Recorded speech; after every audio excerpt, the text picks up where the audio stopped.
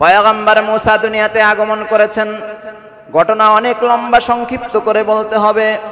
হযরতে মূসাকে সুন্দর করে পানির উপরে ভাসিয়ে দেওয়া হয়েছে, কাঠ দিয়ে নৌকা সিস্টেম করে, সিন্দুক সিস্টেম করে পানির মধ্যে ভাসিয়ে দেওয়া হয়েছে। যেখানে বাঘের ভয় সেখানেই রাত হয়। পয়গম্বর মূসা ভাসতে ভাসতে গিয়ে ফেরাউনের ঘাটে গিয়ে উঠেছে। সুবহানাল্লাহ। যে হত্যা করবে তার সামনেই গিয়ে উপস্থিত। ফেরাউনের স্ত্রী আসিয়া ঘাটে গিয়ে দেখতেছে, নদীর ঘাটে গিয়ে দেখতেছে সুন্দর ফুটফুটে একটি বাচ্চা সিন্দুকের মধ্যে নাড়াচাড়া করতেছে, হাসতেছে, খেলতেছে, দুলতেছে। আসিয়া সন্তানটাকে তুলে নিয়ে এসেছে, লুকিয়ে লুকিয়ে ঘরের মধ্যে রেখেছে। জানে ফেরাউন যদি জানতে পারে তাহলে হত্যা করে ফেলবে। পরবর্তীতে ফেরাউনকে ভালোবাসা দিয়া বুঝাইয়া শোনাইয়া এরপরে সন্তানটাকে লালন পালন শুরু করেছে প্রকাশ্যে। ফেরাউন স্ত্রীর ভালোবাসায় কাবু হয়ে গেছে, সন্তানকে আর হত্যা করার চিন্তা করে না। এই সন্তান শত্রুর ঘরেই বড় হচ্ছে, বড় হতে হতে আল্লাহর গোলাম প্রাপ্তবয়স্ক হয়ে গিয়েছে। হযরতে মূসা আলাইহিস সালাতু ওয়াস সালামের বয়স যখন 40 বছরে পদার্পণ করেছে, তখন আল্লাহ তাআলা নবুয়তের সার্টিফিকেট প্রকাশ্যে দিয়ে দিয়েছেন এবং বলে দিয়েছেন, পয়গম্বর মূসা যাও যাও, নবুয়ত প্রাপ্তির পরে তোমার কাজ হলো তুমি ফেরাউনকে কালিমার দাওয়াত দাও। সুবহানাল্লাহ। ঘটনা অনেক লম্বা, সংক্ষেপ করতেছি। পয়গম্বর মূসা তার বড় ভাই হারুন আলাইহিস সালাতু ওয়াস সালামকে সঙ্গে নিয়ে ফেরাউনের কাছে দ্বীনের দাওয়াত নিয়ে গিয়েছেন, কালিমার দাওয়াত নিয়ে গিয়েছেন। মূসার দাওয়াত পাওয়ার পরে ফেরাউন চিন্তিত হয়ে পড়ল। এ মূসার কথা মানবে কি মানবে না চিন্তা করতেছে। পাশ থেকে আল্লাহর গোলাম আর একজন নাফরমান, সে নাফরমান ডাক দিয়া বলতেছে, বাদশাহ এ তো গোলাম, এ তো আপনার ঘরে খেয়ের পরে বড় হয়েছে, আপনার ঘরে লালিত পালিত হয়েছে, আপনার পালক সন্তান, সে কিভাবে আপনাকে অন্য ধর্মের কথা বলে, আপনার রাজত্বকে শেষ করতে চায়। আপনি বড় খোদা, আমি হামান বলতেছি আপনি বড় খোদা, আপনার থেকে বড় খোদা পৃথিবীতে নেই। আপনি মূসার কথা মানবেন না, এলাকার মধ্যে ঘোষণা দিয়ে দেন, আপনাকে যে বড় খোদা মানবে না তাকে হত্যা করা হবে। নাউযুবিল্লাহ। এভাবে ফেরাউন ঘোষণা দিয়ে দেয়। পয়গম্বর মূসা দাওয়াত বন্ধ করে না। ফেরাউন বিভিন্নভাবে পয়গম্বর মূসাকে শাস্তি দেয়, অত্যাচার শুরু করে দেয়। এরকম চলতে চলতে কিছুদিন অতিবাহিত হওয়ার পরে হযরতে মূসা আলাইহিস সালাতু ওয়াস সালামের উম্মত সংখ্যা দিন দিন বাড়তে শুরু করেছে।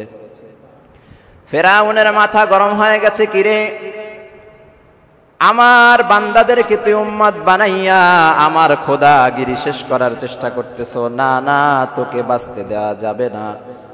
পয়গম্বর মূসা দাওয়াত দিতে দিতে আরো কিছু মুসলমানের সংখ্যা বৃদ্ধি পেল। এক পর্যায়ে নির্যাতন সহ্য করতে পারে না, আল্লাহর পক্ষ থেকে অর্ডার এসেছে, হে পয়গম্বর মূসা যাও যাও, মিশরে আর থাকার দরকার নেই, তুমি মিশর থেকে হিজরত করে ফিলিস্তিন বাইতুল মাকদিসের দিকে চলে যাও। সুবহানাল্লাহ। পয়গম্বর মূসা আলাইহিস সালাতু ওয়াস সালাম তার উম্মতদেরকে নিয়ে, বনি ইসরাইলদেরকে নিয়ে এবার সফর শুরু করেছেন ফিলিস্তিনের দিকে, বাইতুল মাকদিসের দিকে। এই দিকে ফেরাউনের মন্ত্রী হামান সংবাদ পেয়েছে পয়গম্বর মূসা উম্মতদেরকে নিয়ে পালিয়ে যাচ্ছে, বনি ইসরাইল জাতিকে নিয়ে পালিয়ে যাচ্ছে। এই সংবাদ শোনার পরে হামান এসে ফেরাউনকে বলতেছে, বাদশা আপনি বড় খোদা, আপনার থেকে বড় খোদা আর কেউ নেই। আপনার রাজত্ব না মেনে, আপনাকে খোদা না মেনে মূসা এবং তার পরিবার, তার কওম, তার জাতি, তার গোত্র, তার বংশের লোকেরা এদেশ থেকে পালাচ্ছে, মিশর থেকে পালিয়ে যাচ্ছে।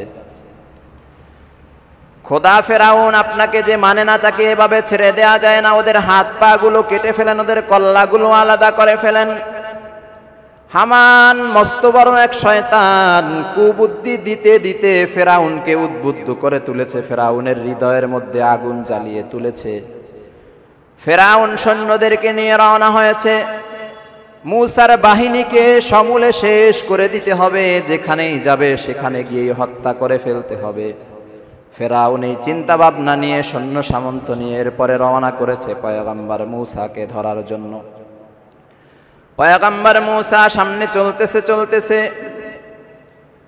চলতে চলতে এক পর্যায়ে গিয়ে পয়গম্বর মূসা সমুদ্রের কিনারে গিয়ে উপস্থিত হয়েছেন। সমুদ্রের কিনারে যাওয়ার পরে পিছন থেকে ফেরাউন ধাওয়া করতেছে, সেখানে গিয়ে উপস্থিত হয়ে বলতেছে, হে মূসা, আনা রব্বুকুমুল আলা, আমি তো বড় খোদা, আমার থেকে বড় খোদা আর নেই। তুই আমাকে খোদা না মেনে কেন পালিয়ে যাচ্ছ? আমাকে রব্বুকুমুল আলা বলে মেনে নে, আমাকেই বড় খোদা হিসেবে স্বীকৃতি দে। মুহররম মাস চলমান, আজ মুহররম মাসের ৮ তারিখ। এই মুহররম মাস আল্লাহ তাআলা অনেক দামি করে বানিয়েছেন। এই মুহররম মাসের দাম কত, মর্যাদা কত, গুরুত্ব কত, ফজিলত কত, এ সম্পর্কে আমরা সংক্ষিপ্তভাবে আলোচনা শুনব ইনশাআল্লাহ।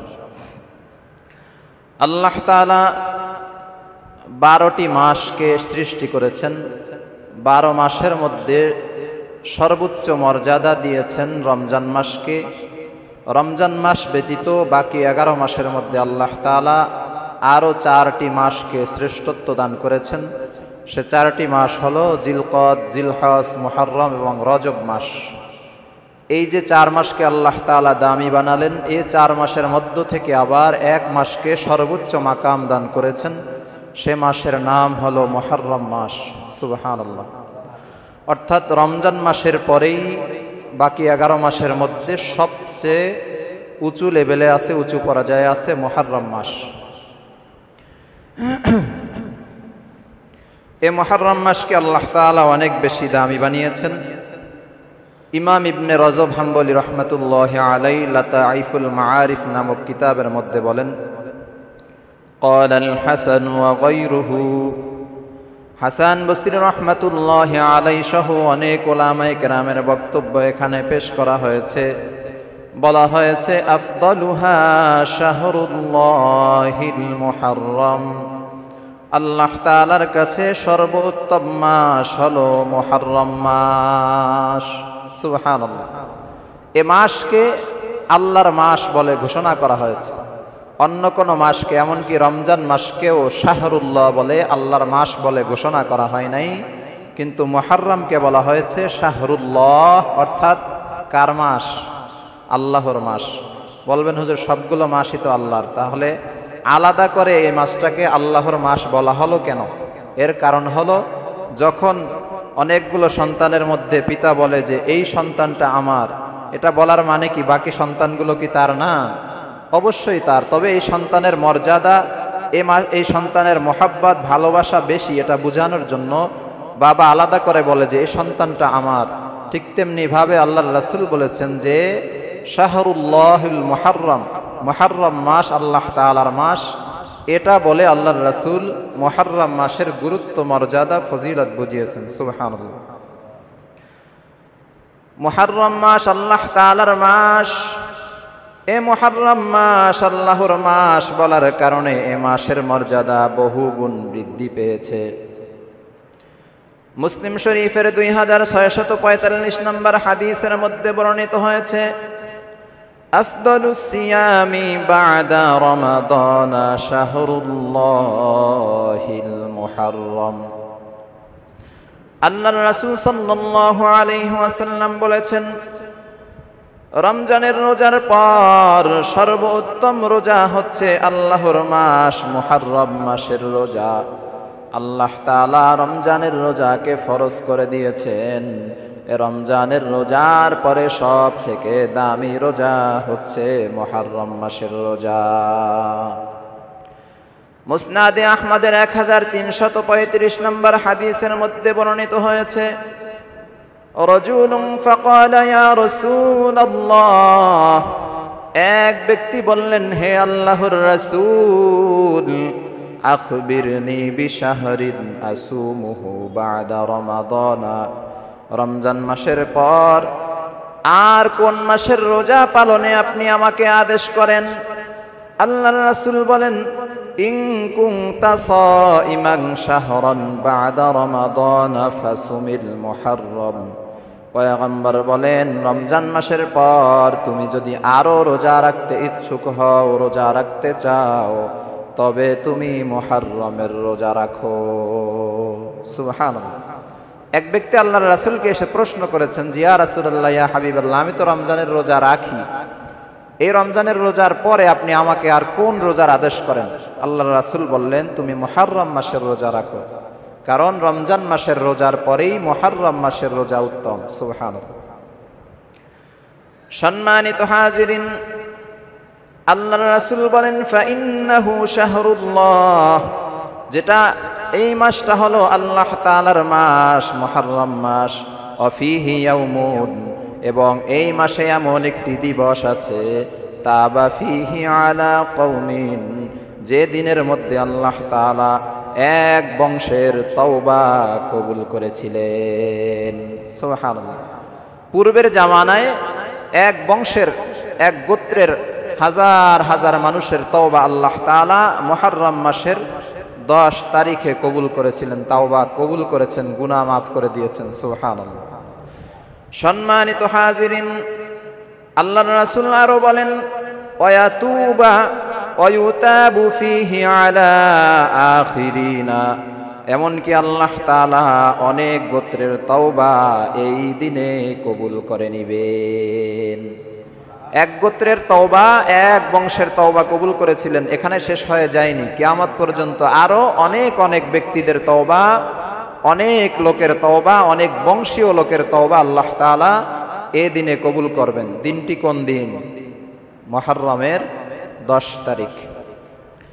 সম্মানিত হাজিরিন, এ মুহররম মাসের মধ্যে সব থেকে দামি দিনের নাম হলো আশুরার দিন।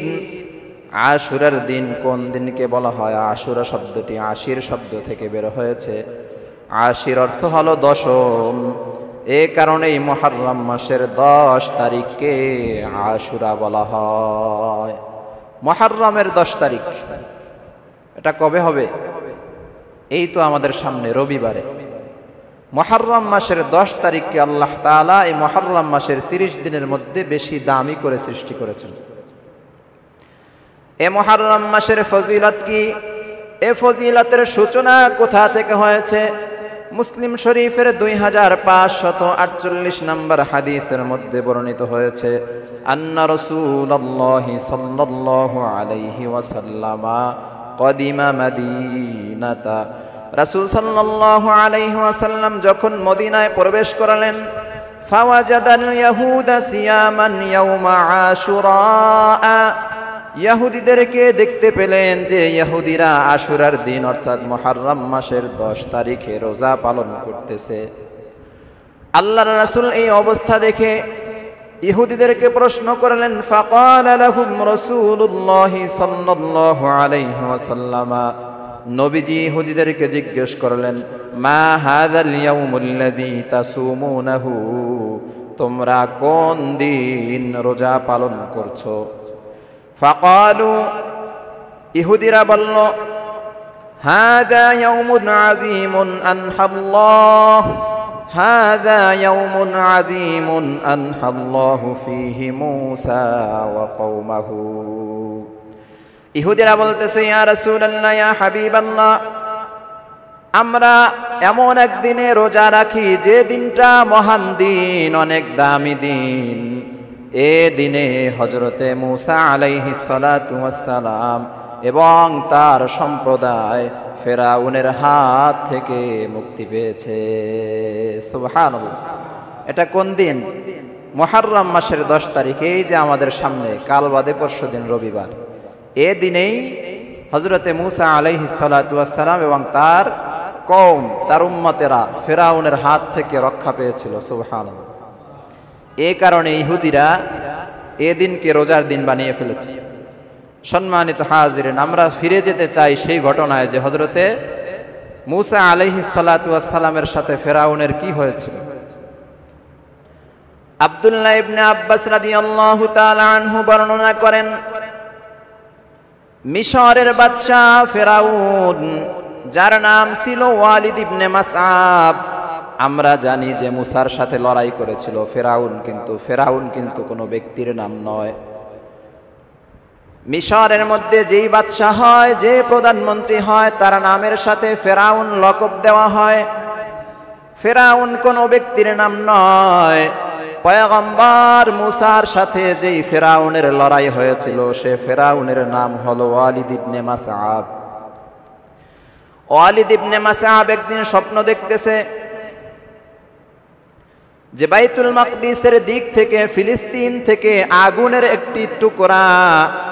একটি আগুনের টুকরা উড়ে উড়ে উড়ে উড়ে মিশরের দিকে আসতেছে। মিশরে আসার পরে আগুনের টুকরাটা মিশরের জমিনের মধ্যে পড়েছে। মিশরের মধ্যে ঘর বাড়ি জ্বালিয়ে পুড়িয়ে শেষ করে দিচ্ছে। কিপ্তিদের ঘর বাড়ি বিশেষ করে জ্বালিয়ে পুড়িয়ে দিচ্ছে। কিপ্তি একটা গোত্রের নাম, কিন্তু বনি ইসরাইলের কোনো ক্ষয়ক্ষতি হচ্ছে না। বনি ইসরাইলের ঘর বাড়ি আগুন জ্বালিয়ে দিচ্ছে না, শুধুমাত্র কিপ্তি গোত্রের লোক যারা, তাদের ঘর বাড়ি জ্বালিয়ে দেওয়া হচ্ছে। বাদশার ঘুম ভেঙে গেল। ভীত সন্ত্রস্ত হয়ে ঘুম থেকে জাগ্রত হওয়ার পর চিন্তা করলেন, এ স্বপ্নের তাবির, স্বপ্নের ব্যাখ্যা কি হতে পারে আমি তো জানি না। জ্যোতিষীদেরকে ডাক দিলেন, জাদুকরদেরকে সমবেত করলেন। জাদুকর এবং জ্যোতিষীদেরকে বললেন, আমি এই স্বপ্ন দেখেছি।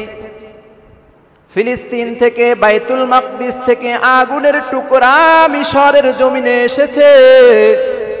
এই মিশরের জমিনে এসে মিশরের ঘর বাড়িগুলো জ্বালিয়ে দিচ্ছে, সম্পদগুলো পুড়িয়ে দিচ্ছে, কিন্তু শুধুমাত্র বনি ইসরাইল এই গোত্রের কোনো কিছুই পুড়তেছিল না, শুধুমাত্র কিপ্তিদের সব কিছু পুড়ে ছারখার হয়ে যাচ্ছিল। জ্যোতিষী তোমরা বলো, জাদুকর তোমরা বলো, এ স্বপ্নের ব্যাখ্যা কি হবে? এবার জ্যোতিষী এবং জাদুকররা একত্রিত হয়ে বসে চিন্তা ভাবনা করে এরপরে উত্তর দিল, হে বাদশাহ, হে ওয়ালিদ ইবনে মাসআব, হে ফেরাউন, আপনার রাজ্যের মধ্যে বনি ইসরাইল জাতির মধ্য থেকে এমন এক সন্তান ভূমিষ্ঠ হবে, যে সন্তান পরবর্তীতে আপনার রাজত্ব জ্বালিয়ে পুড়িয়ে শেষ করে দিবে। সুবহানাল্লাহ। স্বপ্নের ব্যাখ্যা জাদুকররা, জ্যোতিষরা বলে দিলেন। ফেরাউন এই স্বপ্নের ব্যাখ্যা শোনার পর চিন্তিত হয়ে পড়লেন, না না, এটা হতে দেয়া যাবে না। বনি ইসরাইলের কোন সন্তান ভূমিষ্ঠ হবে আর আমার রাজত্ব ধ্বংস করবে, না না, এটা আমি মেনে নিব না। এইবার ফেরাউন চিন্তা করলো কিভাবে ওই সন্তানকে দুনিয়া থেকে বিদায় করা যায়।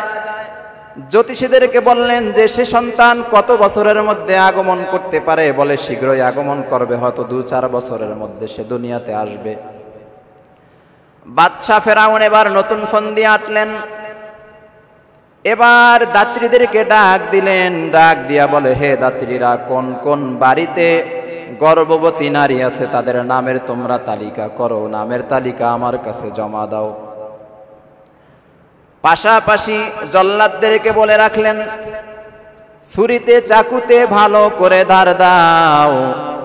যেই বাড়িতেই নতুন সন্তান জন্মগ্রহণ করবে, ছেলে সন্তান জন্মগ্রহণ করার সাথে সাথে তোমাদের কাছে সংবাদ দেওয়ার সাথে সাথে তোমরা গিয়ে কন্যা সন্তানগুলোকে জবেহ করবে না, ছেলে সন্তানগুলোকে জবেহ করবে। এই অর্ডার ফেরাউনের পক্ষ থেকে, ওয়ালিদ ইবনে মাসআবের পক্ষ থেকে দেওয়া হলো। সম্মানিত হাজিরিন, নামের তালিকা করা হলো, কোন কোন নারী গর্ভবতী আছে। সবার নামের তালিকা করার পরে ধীরে ধীরে খোঁজ খবর রাখতে শুরু করলো, কোন বাড়িতে সন্তান জন্ম নেয়। সন্তান জন্ম নিলে, পুরুষ সন্তান, ছেলে সন্তান জন্ম নিলেই তাকে হত্যা করা হবে।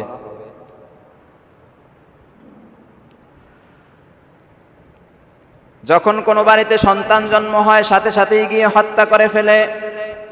এভাবে চলতেছে, কিন্তু আল্লাহ পাক রব্বুল আলামিন চেয়েছেন, যতই ষড়যন্ত্র করো না কেন, আমার পক্ষ থেকে খলিফা জমিনের মধ্যে আসবেই। সারা দুনিয়ার সব সন্তানদেরকে হত্যা করলেও আমার খলিফাকে তুমি আটকাতে পারবে না। স্যার মাস্টারটা একটু কমাই দেন, মাস্টার বাহিরেরটা।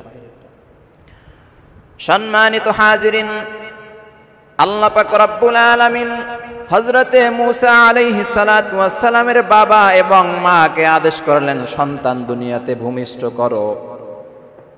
হযরতে মূসার পিতার নাম হলো ইমরাম এবং মায়ের নাম হলো ইউকাবিদ।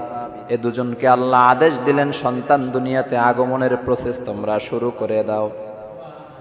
আল্লাহ পাক রব্বুল আলামিন হযরতে মূসার মাকে গর্ভবতী করে দিয়েছেন। আল্লাহ তাআলার সিস্টেম অনুযায়ী সন্তান মূসাকে দুনিয়াতে আগমন করিয়েছেন।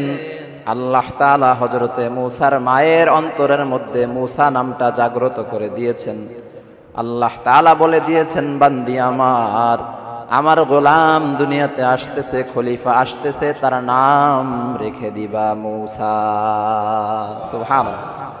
পয়গম্বর মূসা দুনিয়াতে আগমন করেছেন। ঘটনা অনেক লম্বা, সংক্ষিপ্ত করে বলতে হবে। হযরতে মূসাকে সুন্দর করে পানির উপরে ভাসিয়ে দেওয়া হয়েছে, কাঠ দিয়ে নৌকা সিস্টেম করে, সিন্দুক সিস্টেম করে পানির মধ্যে ভাসিয়ে দেওয়া হয়েছে। যেখানে বাঘের ভয় সেখানেই রাত হয়। পয়গম্বর মূসা ভাসতে ভাসতে গিয়ে ফেরাউনের ঘাটে গিয়ে উঠেছে। সুবহানাল্লাহ। যে হত্যা করবে তার সামনেই গিয়ে উপস্থিত। ফেরাউনের স্ত্রী আসিয়া ঘাটে গিয়ে দেখতেছে, নদীর ঘাটে গিয়ে দেখতেছে সুন্দর ফুটফুটে একটি বাচ্চা সিন্দুকের মধ্যে নাড়াচাড়া করতেছে, হাসতেছে, খেলতেছে, দুলতেছে।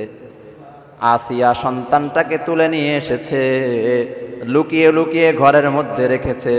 জানে ফেরাউন যদি জানতে পারে তাহলে হত্যা করে ফেলবে। পরবর্তীতে ফেরাউনকে ভালোবাসা দিয়া বুঝাইয়া শোনায়া এরপরে সন্তানটাকে লালন পালন শুরু করেছে প্রকাশ্যে। ফেরাউন স্ত্রীর ভালোবাসায় কাবু হয়ে গেছে, সন্তানকে আর হত্যা করার চিন্তা করে না। এ সন্তান শত্রুর ঘরেই বড় হচ্ছে। বড় হতে হতে আল্লাহর গোলাম প্রাপ্তবয়স্ক হয়ে গিয়েছে। হযরতে মূসা আলাইহিস সালাতু ওয়াস সালামের বয়স যখন 40 বছরে পদার্পণ করেছে, তখন আল্লাহ তাআলা নবুয়তের সার্টিফিকেট প্রকাশ্যে দিয়ে দিয়েছেন এবং বলে দিয়েছেন, পয়গম্বর মূসা যাও যাও, নবুয়ত প্রাপ্তির পরে তোমার কাজ হলো তুমি ফেরাউনকে কালিমার দাওয়াত দাও। সুবহানাল্লাহ। ঘটনা অনেক লম্বা, সংক্ষেপ করতেছি।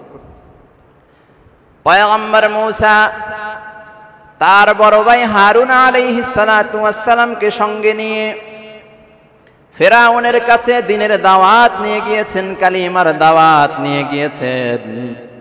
মূসার দাওয়াত পাওয়ার পরে ফেরাউন চিন্তিত হয়ে পড়ল। এ মূসার কথা মানবে কি মানবে না চিন্তা করতেছে। পাশ থেকে আল্লাহর গোলাম আর একজন নাফরমান, সে নাফরমান ডাক দিয়া বলতেছে, বাদশাহ এ তো গোলাম, এ তো আপনার ঘরে খেয়ের পরে বড় হয়েছে, আপনার ঘরে লালিত পালিত হয়েছে, আপনার পালক সন্তান, সে কিভাবে আপনাকে অন্য ধর্মের কথা বলে, আপনার রাজত্বকে শেষ করতে চায়। আপনি বড় খোদা, আমি হামান বলতেছি আপনি বড় খোদা, আপনার থেকে বড় খোদা পৃথিবীতে নেই। আপনি মূসার কথা মানবেন না, এলাকার মধ্যে ঘোষণা দিয়ে দেন, আপনাকে যে বড় খোদা মানবে না তাকে হত্যা করা হবে। নাউযুবিল্লাহ। এভাবে ফেরাউন ঘোষণা দিয়ে দেয়। পয়গম্বর মূসা দাওয়াত বন্ধ করে না। ফেরাউন বিভিন্নভাবে পয়গম্বর মূসাকে শাস্তি দেয়, অত্যাচার শুরু করে দেয়। এরকম চলতে চলতে কিছুদিন অতিবাহিত হওয়ার পরে হযরতে মূসা আলাইহিস সালাতু ওয়াস সালামের উম্মত সংখ্যা দিন দিন বাড়তে শুরু করেছে। ফেরাউনের মাথা গরম হয়ে গেছে, কিরে আমার বান্দাদেরকে তুই উম্মত বানাইয়া আমার খোদাগিরি শেষ করার চেষ্টা করতেছো? না না, তোকে বাঁচতে দেওয়া যাবে না।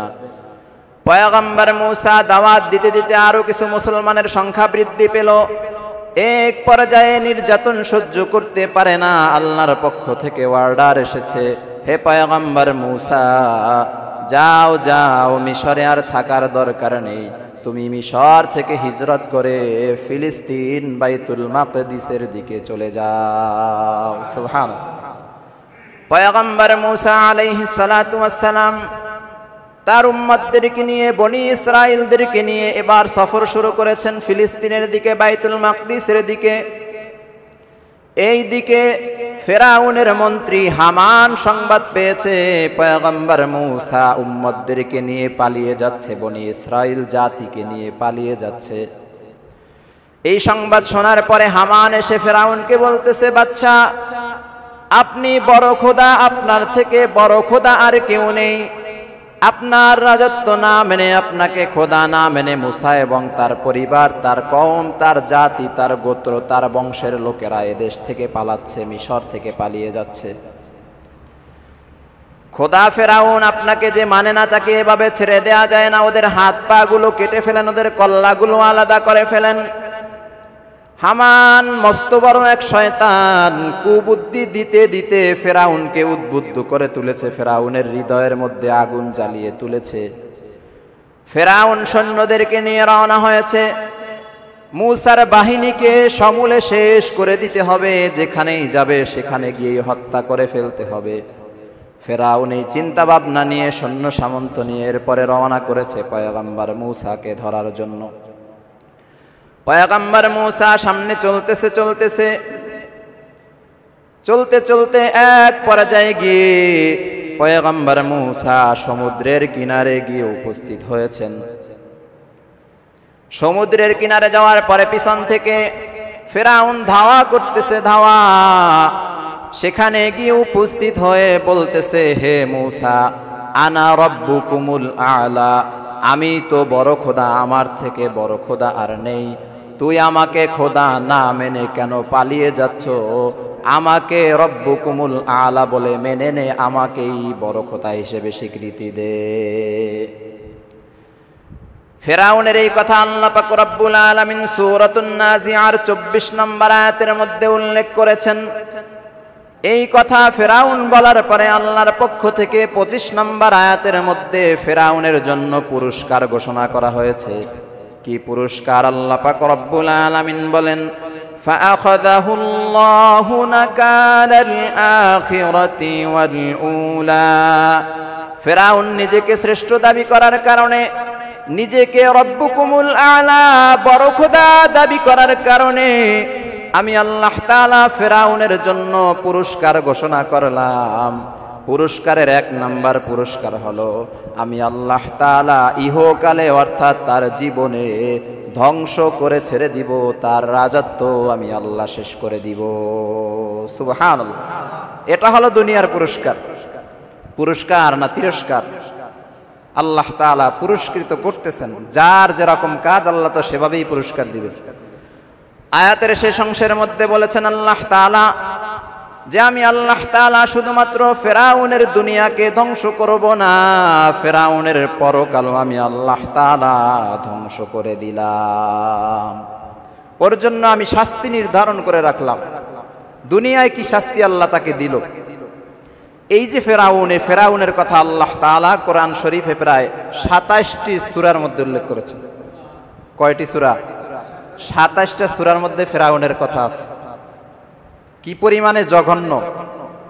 কোন মানুষের নাম প্রচার হয় প্রশংসার কারণে, ভালো কাজের কারণে, আর কোন মানুষের নাম প্রচার হয় খারাপ কাজের কারণে। এ ফেরাউন খারাপে স্বর্ণপদক প্রাপ্ত। এর থেকে খারাপ ইতিহাসের পাতায় আর কোন শাসক আসে নাই। এ ফেরাউনের নাম 27টি সূরার মধ্যে মোট 74 বার উল্লেখ করা হয়েছে। আল্লাহ তাআলা বলেছেন, এর দুনিয়াকেও আমি আল্লাহ ধ্বংস করে দিলাম, আখিরাতকেও ধ্বংস করে দিব। এর জন্য দুনিয়া এবং আখিরাতে কঠোর শাস্তির ব্যবস্থা আমি আল্লাহ রেখে দিলাম। কি শাস্তি আল্লাহ তাআলা দিলেন? যখন মূসা আলাইহিস সালাতু ওয়াস সালাম সমুদ্রের কিনারায় গিয়ে উপস্থিত হয়েছেন, তখন পিছন থেকে ধাওয়া করেছে। লোহিত সাগরের কিনারে গিয়ে হযরতে মূসা দাঁড়িয়েছে, তার কওম দাঁড়িয়েছে। এখন সামনে হলো পানি আর পানি, পিছনে হলো শত্রু বাহিনী। এখন যদি সামনে যায় তাহলে পানিতে পড়ে মারা যেতে হবে, পিছনে যদি যায় তাহলে মার খেতে হবে, ওখানে দাঁড়িয়ে থাকলেও মার খেতে হবে।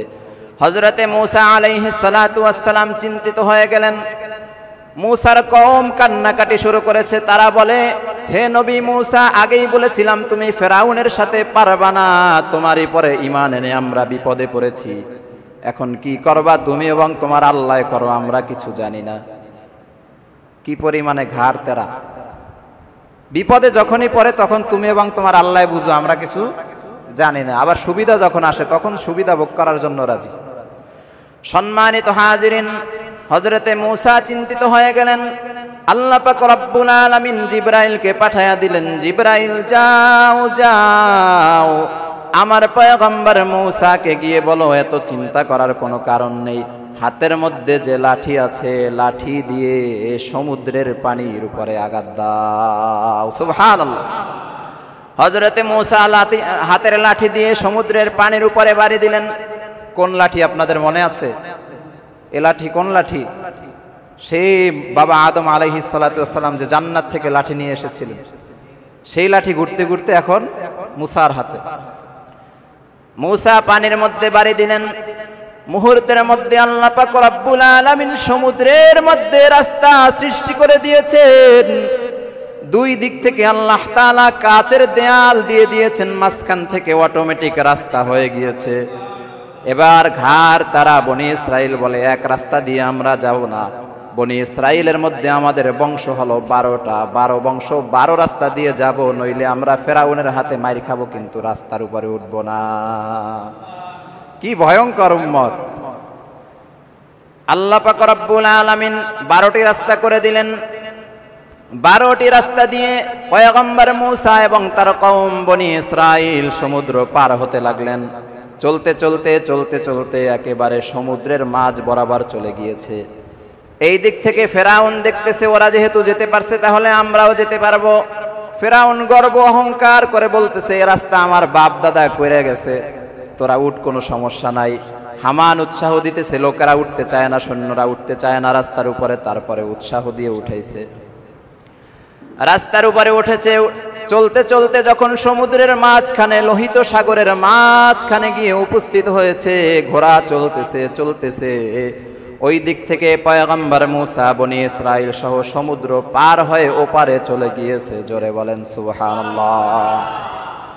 এবার আল্লাহ তাআলা আদেশ করলেন, পয়গম্বর মূসা কাজ এখনো শেষ হয় নাই। যেই লাঠি দিয়ে সমুদ্রের পানির উপরে বাড়ি দিয়েছিল আবার পুনরায় বাড়ি দাও। পয়গম্বর মূসা পুনরায় পানির উপরে বাড়ি দিলেন। আল্লাহ তাআলা যে 12টি রাস্তা করে দিয়েছিলেন, মুহূর্তের মধ্যে 12টি রাস্তা পানির মধ্যে বিলীন হয়ে গেছে।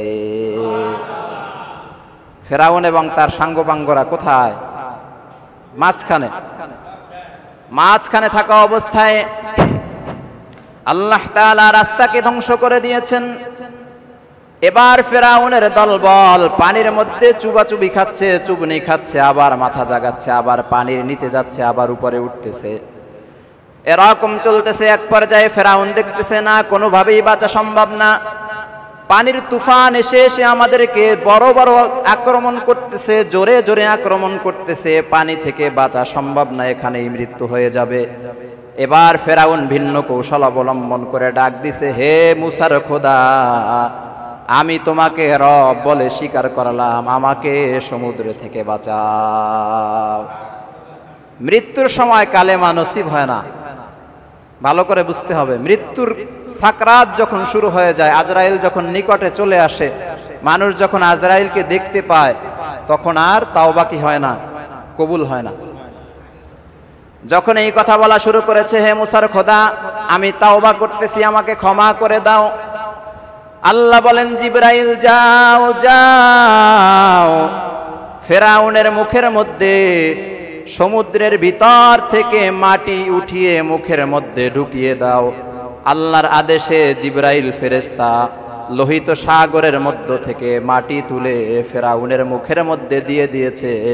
আল্লাহ তাআলা ফেরাউনের তওবাকে কবুল করেন নাই। এটা হলো দুনিয়ার শাস্তি। আল্লাহ তো ওয়াদাই করেছেন সূরাতুন নাজিয়ার 25 নম্বর আয়াতে যে আমি আল্লাহ ফেরাউনকে দুনিয়াতেই শাস্তি দিব, আখিরাতেও ভয়ঙ্কর শাস্তি ওর জন্য অপেক্ষা করতেছে। এই যে ধ্বংস করে দিয়েছেন, পয়গম্বর মূসা তিনি ওপারে চলে গেলেন, এরপরে ফিলিস্তিনে গিয়েছিলেন। এই যে মূসা আলাইহিস সালাতু ওয়াস সালাম ফেরাউনের হাত থেকে বেঁচে গেলেন, মুক্তি পাইলেন, সেই দিনটা কোন দিন ছিল? মুহররমের 10 তারিখ। আরো অনেকগুলো ঘটনা এই দিনের সাথে সম্পৃক্ত বলে অনেক মানুষ প্রচার করে, বাস্তবতায় এই ঘটনাটি ছাড়া আর কোনো ঘটনা নাই। ভালো করে বুঝবেন, জাল অনেক বর্ণনা আছে, বানোয়াট। যেমন বলা হয় হযরতে আদম আলাইহিস সালাতু ওয়াস সালাম এই দিন আল্লাহ আদমের তাওবা কবুল করেছিলেন। নূহ আলাইহিস সালাতু ওয়াস সালাম কিস্তি নিয়ে তুফানের সময় এই দিন মুক্তি পেয়েছিলেন, এই দিন বিজয় অর্জন করেছিলেন। এভাবে বিভিন্ন ধরনের ঘটনা উল্লেখ করা হয়। বাস্তবতায় মূসা এবং ফেরাউনের এই ঘটনা ছাড়া মুহররমের 10 তারিখে ঐতিহাসিক মতে আর কোনো ঘটনা ঘটে নাই। সম্মানিত হাজিরিন,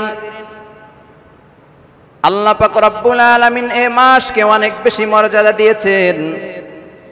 যখন ইহুদিরা বলল, হে পয়গম্বর, মূসা আলাইহিস সালাতু ওয়াস সালাম এই দিনে মুক্তি পেয়েছে, যার কারণে এই দিনে আমরা রোজা রাখি। আল্লাহর রাসূল বলেছেন, ফাসামাহু মূসা শুকরান। লোকেরা বলতেছে শুকর আদায়ার্থে আমরা এই দিনে রোজা পালন করি। আল্লাহর রাসূল বলেন, ফানাহনু নাসুমুহু, আমরাও এই দিনে রোজা পালন করতে চাই। আল্লাহর রাসূল সাহাবায়ে কেরামের সামনে বলতেছেন, ফানাহনু আহাক্কুন, আমরা তো তোমাদের থেকে মূসা আলাইহিস সালাতু ওয়াস সালামের আমলের বেশি হকদার। মূসা আমাদের বেশি নিকটে, তিনি আমাদের আত্মীয় স্বজন। তোমরা ইহুদিরা যদি এই দিন রোজা রাখতে পারো, তোমাদের থেকে হকদার আমরা বেশি। আল্লাহর রাসূল বলেন, ওয়া আউলা বিমূসা মিনকুম, এবং মূসা আলাইহিস সালাতু ওয়াস সালাম আমাদের একেবারে নিকটবর্তী। ফাসামাহু রাসূলুল্লাহ সাল্লাল্লাহু আলাইহি ওয়াসাল্লাম, আল্লাহর রাসূল মুহররম মাসের 10 তারিখে রোজা রাখলেন। ওয়া আমারা বিসিয়ামিহি, শুধু নিজে রোজা রাখেন নাই, সাহাবায়ে কেরামদেরকে বলেছেন, সাহাবায়ে কেরাম তোমরাও এই দিনে রোজা রাখো। কোন দিন? কথা বলেন না। মুহররম মাসের 10 তারিখ, 10ই মুহররম। আল্লাহর রাসূল এই দিনে নিজে রোজা রাখলেন, সাহাবায়ে কেরামদেরকে রোজা রাখার নির্দেশ দিলেন। হাদিসের মধ্যে এসেছে আল্লাহর রাসূল 4টি আমল কখনো ছাড়তেন না, কখনো বাদ দিতেন না। আরবাউন লাম ইয়াকুন ইয়াদউহুন্না আন-নাবিয়্যু সাল্লাল্লাহু আলাইহি ওয়াসাল্লাম, আল্লাহর রাসূল 4টি কাজ কখনোই পরিত্যাগ করতেন না। 1 নাম্বার হলো সিয়ামু আশুরা, আশুরার দিনের রোজা কখনো ছাড়তেন না। ওয়াল আশুরা, জিলহজ মাসের 9 দিনের রোজা আল্লাহর রাসূল কখনো ছাড়তেন না। ওয়া সালাসাতা আইয়ামিন মিন কুল্লি শাহরিন, প্রত্যেক মাসের 3 দিনের রোজা, অর্থাৎ আইয়ামে বীজের রোজা, মাসের মধ্যবর্তী সময়ের রোজা আল্লাহর রাসূল কখনো ছাড়তেন না। ওয়া রাকাআতাইনি ক্বাবলাল গাদাতি, আল্লাহর রাসূল ফজরের 2 রাকাত সুন্নাত, ফরজ নামাজের আগে 2 রাকাত সুন্নাত নামাজ কখনো ছাড়তেন না। এই 4টি আমল আল্লাহর রাসূল কখনো ছাড়তেন না। 4টি আমলের মধ্যে একটি হলো মুহররম মাসের 10 তারিখের রোজা আল্লাহর রাসূল কখনো ছাড়তেন না। সুবহানাল্লাহ। নিজেও রোজা রেখেছেন, সাহাবায়ে কেরামদেরকেও রোজা রাখতে বলেছেন। সম্মানিত হাজিরিন, এই রোজার ফজিলত কি? তিরমিজি শরীফের 752 নম্বর হাদিসের মধ্যে বর্ণিত হয়েছে, সিয়ামু ইয়াউমি আশুরা, রাসূল সাল্লাল্লাহু আলাইহি ওয়াসাল্লাম বলেছেন, আল্লাহ তাআলার নিকট আমি আশা পোষণ করি। কি আশা পোষণ করে? ইন্নী আহতাসিবু আলাল্লাহি ইয়ুকাফিরাস সানাতাল্লাতী ক্বাবলাহু, আল্লাহর রাসূল বলেন, আমি আল্লাহ তাআলার কাছে আশা পোষণ করি, যে ব্যক্তি মুহররম মাসের 10 তারিখে আশুরার রোজা রাখবে, আল্লাহ তাআলা তার 1 বছরের গুনাহ মাফ করে দিবে। সুবহানাল্লাহ। একটি রোজার ফজিলত কত? পুরো 1 বছরের গুনাহ মাফ করে দিবেন, এই আশা আল্লাহর রাসূল পোষণ করেছেন। তো এই আশা যে পোষণ করেছেন, এটা মিথ্যা হওয়ার কোনো সম্ভাবনা আছে? কথা বলেন না আপনারা। ঘুমাইতেছে অনেকে, একটু তাকবীর দেন, ঘুম ভাঙা দেন। নারায়ে তাকবীর, লিল্লাহি তাকবীর। সম্মানিত হাজিরিন, আল মুজামুল কাবীর লিত-তাবরানী কিতাবের 11082 নম্বর হাদিসের মধ্যে বর্ণিত হয়েছে, মান সামা ইয়াওমানি মিনাল মুহাররম, মান সামা ইয়াওমানি মিনাল মুহাররম। আল্লাহর রাসূল বলেন, যে ব্যক্তি মুহাররম মাসে আশুরার একটি রোজা রাখলো, ফাকালা লাহু ফালাহু বিকুল্লি ইয়াউমিন 30 হাসানাতিন, একটি রোজার বিনিময়ে সে প্রতি রোজার বিনিময়ে 30টি রোজা রাখার সওয়াব পাবে। সুবহানাল্লাহ। এটা কিন্তু আশুরার রোজা না, মুহাররমের যে কোনো দিন, মুহাররম মাসের পুরো মাসের যে কোনো দিন যদি কোনো ব্যক্তি রোজা রাখে, একটি রোজার বিনিময়ে 30টি রোজা রাখার সওয়াব পাবে। আর মুহাররমের আমল তো আলাদা। মুহাররমের একটি রোজা 1 বছরের গুনাহ মাফ। আর প্রতি মাসে, এই যে মুহাররম মাসের প্রতিদিন যে কোনো দিন যদি আমরা রোজা রাখি, পুরো 30টাও চাইলে আমরা রাখতে পারতাম, কম বেশি যে কয়টাই রাখি, প্রত্যেকটা রোজার বিনিময়ে 30টি রোজা রাখার সওয়াব দেওয়া হবে। সুবহানাল্লাহ। সম্মানিত হাজিরিন, আশুরার রোজা রাখার নিয়ম কি, সঠিক পদ্ধতি কি, এ সম্পর্কে মুসলিম শরীফের 2556 নম্বর হাদিসের মধ্যে বর্ণিত হয়েছে। আব্দুল্লাহ ইবনে আব্বাস রাদিয়াল্লাহু তাআলা আনহু বলেন, ইয়াকুলু হিনা সামা রাসূলুল্লাহ সাল্লাল্লাহু আলাইহি ওয়াসাল্লাম, রাসূল সাল্লাল্লাহু আলাইহি ওয়াসাল্লাম যখন আশুরার দিন সিয়াম পালন করেন, ইয়াউমা আশুরা, অন্য কোন দিনের রোজা নয়, আশুরার দিনের রোজা যখন আল্লাহর রাসূল পালন করেন, ওয়া আমারা বিসিয়ামিহি, এবং লোকদেরকে রোজা পালনের নির্দেশ দেন। ক্বালু ইয়া রাসূলুল্লাহ, সাহাবীরা বললেন, হে আল্লাহর রাসূল, ইন্নাহু ইয়াউমুন তুআজ্জিমুহুল ইয়াহুদু ওয়ান নাসারা, ইহুদি এবং নাসারারা এই দিন সম্মান প্রদর্শন করে থাকে। আল্লাহর রাসূলকে বলা হচ্ছে, ইয়া রাসূলুল্লাহ, ইয়া হাবিবাল্লাহ, আপনি তো নিজেও এই দিনে রোজা রাখেন, আমাদেরকেও রোজা রাখার নির্দেশ দেন, কিন্তু এদিন তো ইহুদিরা সম্মান করে। এ কথা সাহাবীরা আল্লাহর রাসূলকে কোন কারণে বললেন? এ কথা বলার কারণ হলো, আল্লাহর রাসূল বলে দিয়েছেন, তোমরা সব সময় আমলের ক্ষেত্রে ইহুদিদের বিরোধিতা করবা। এখন যেই দিনে ইহুদিরা আনন্দ উল্লাস করে, এদিনকে সম্মান করে, সেদিন যদি আমরা রোজা রাখি তাহলে ইহুদিদের সাথে মিলে যায়, তাহলে ইহুদিদের সাথে আমল মিলানো জায়েজ নেই, আল্লাহর রাসূল নিষেধ করেছেন। এ কারণে সাহাবীরা বলতেছে, আল্লাহর রাসূল, এদিনকে তো ইহুদিরা সম্মান করে, তাহলে আমরা এদিনে রোজা রাখি, বিষয়টা কেমন হয়ে যায়? আল্লাহর রাসূল জবাব দিচ্ছেন, ফাইযা কানাল আমু মুকবিলু ইনশাআল্লাহ, এ দিনের আমল আমি ইহুদিদের সাথে মিল রাখবো না। আল্লাহ যদি আমাকে আগামী বছর হায়াত দেন, আগামী বছর আমি আশুরার একটি রোজা রাখবো না, 2টি রোজা রাখবো। সুবহানাল্লাহ। আল্লাহর রাসূল বললেন যে আশুরার রোজা কয়টি রাখবেন? 2টি। একটি রাখলে ইহুদিদের সাথে মিলে যায়, ইহুদিদের সাথে মুসলমানদের আমল মিলানো নিষেধ, যার কারণে আমাদের রোজা রাখতে হবে কয়টি? জোরে বলেন না, কয়টি? সম্মানিত হাজিরিন, যে ব্যক্তি হাদিস বর্ণনা করেছেন, বর্ণনাকারী আব্দুল্লাহ ইবনে আব্বাস বলতেছেন, ক্বালা ফালাম ইয়াতিল আমু মুকবিলু হাত্তা তুফিয়া রাসূলুল্লাহ সাল্লাল্লাহু আলাইহি ওয়াসাল্লাম, আল্লাহর রাসূল যে বছর বলেছেন আগামী বছর বেঁচে থাকলে রোজা রাখবো 2টি, আগামী বছর রোজা অর্থাৎ মুহাররমের 10 তারিখ আসার আগে আগেই আল্লাহর রাসূল দুনিয়া থেকে বিদায় নিয়েছেন। ইন্না লিল্লাহি ওয়া ইন্না ইলাইহি রাজিউন। আল্লাহর রাসূল বললেন আগামী বছর বেঁচে থাকলে রোজা কয়টি রাখবো?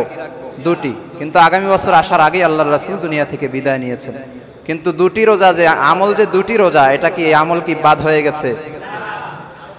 সম্মানিত হাজিরিন, এখন কথা হলো কোন কোন দিন রোজা রাখবো, কোন কোন দিন রোজা রাখা উত্তম। 2টি রোজার কথা হাদিস থেকে পাইলাম, কোন দিন রোজা রাখবো হাদিস থেকে আমাদেরকে জানতে হবে।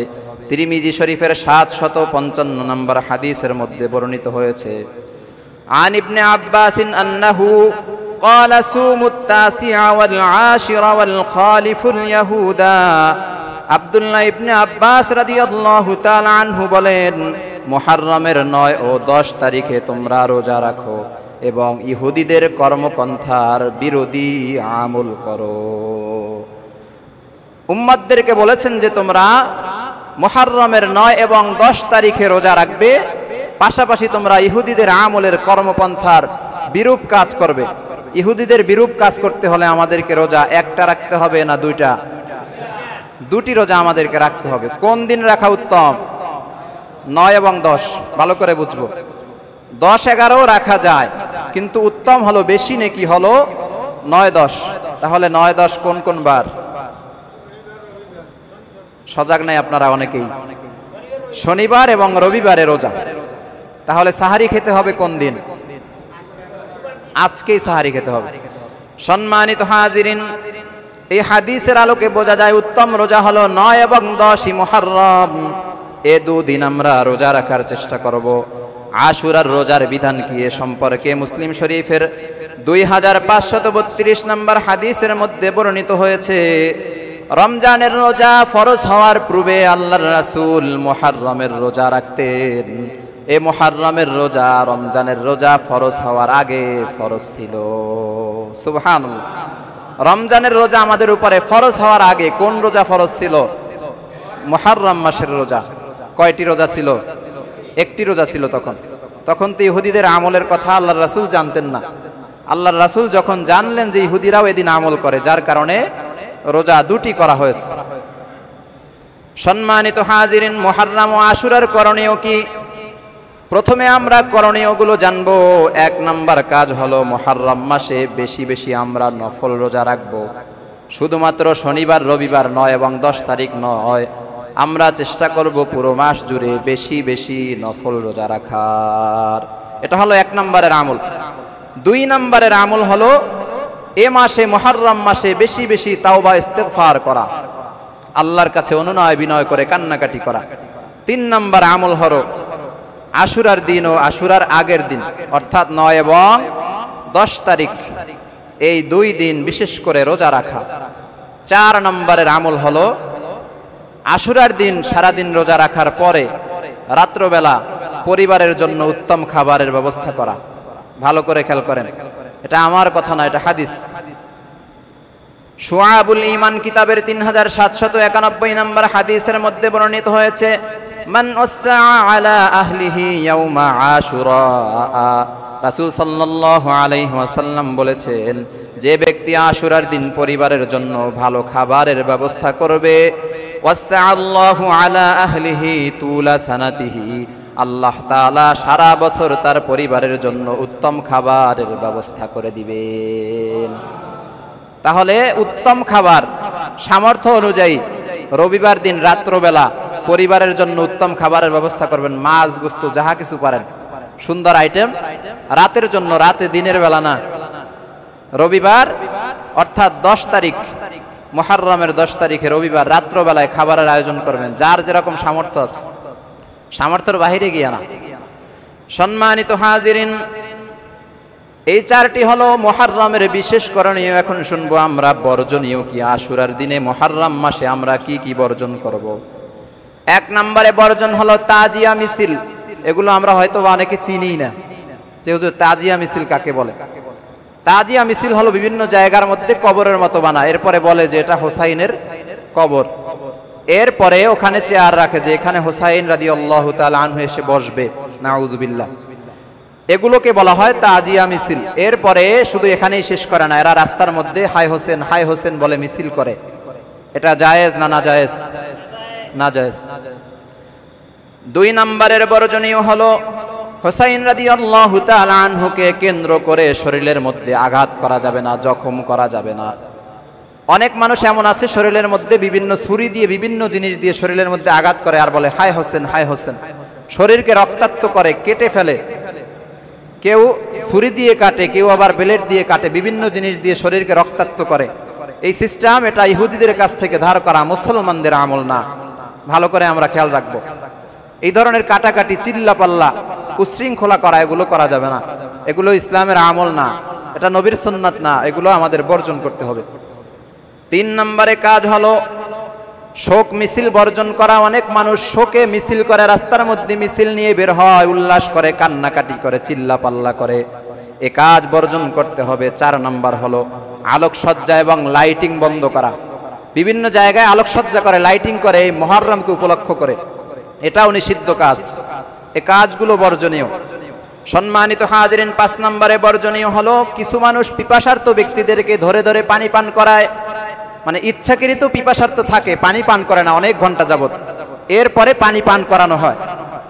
ওই যে হুসাইন রাদিয়াল্লাহু তাআলা আনহু পানি না খেতে পেরে, তার সন্তান পানি না খেতে পেরে দুনিয়া থেকে বিদায় নিয়েছেন, শেষ মুহূর্তেও পানি পান নাই, এটাকে মনে করে এরপরে এই পানির ব্যবস্থা করে, এটাও নিষিদ্ধ কাজ। 6 নম্বরে বর্জনীয় হলো অনেক মানুষ ছোট ছোট বাচ্চাদেরকে পায়ের জুতা খোলাইয়ে এরপরে রাস্তার মধ্যে হাঁটায় জুতা ছাড়া। এই আমল, এটা মুসলমানদের আমল নয়, এটাও করা যাবে না।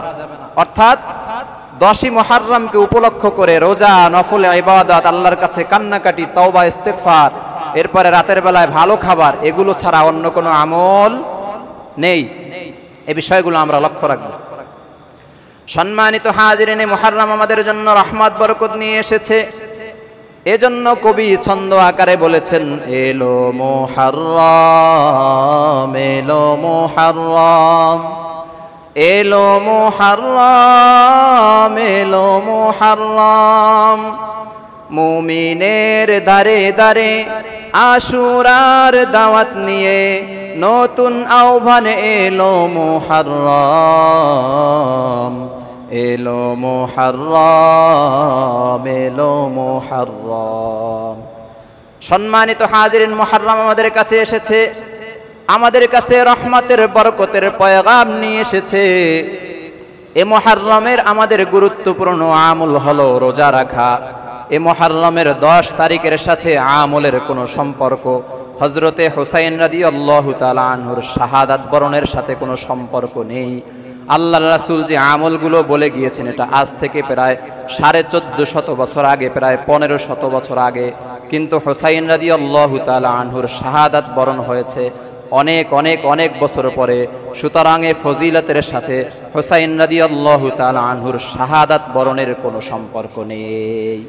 ভালো করে বুঝবেন, মুহররম মাসে আমরা যে রোজা রাখি, বিভিন্ন আমল করি, এটা কি হযরতে হুসাইন রাদিয়াল্লাহু তাআলা আনহুর শাহাদাতকে উপলক্ষ করে? না, ভালো করে বুঝবেন।